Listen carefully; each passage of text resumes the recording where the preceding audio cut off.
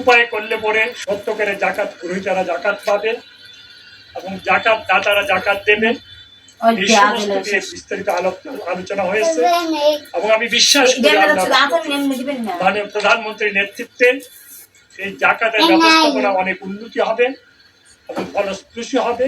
আল্লাহ হুকুম অনুযায়ী জাকাত যেভাবে মানুষ দেয় জাকাত দিয়ে সরকারের জায়গা থেকে আরো ইফেক্টিভলি কিভাবে জাকাত বন্টনকে আরো সুশৃঙ্খল ভাবে করা যায় এবং ইফেক্টিভলি করা যায় সেই সম্ভাবনাগুলোকে খুঁজে বের করার জন্য তিনি নির্দেশ দিয়েছেন।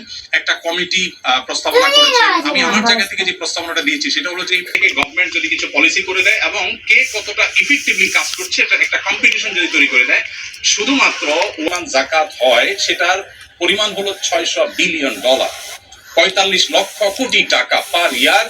আমার দেশে সেই জাকাতের টাকা আনার কোনো প্রপার ওয়ে সেভাবে নাই।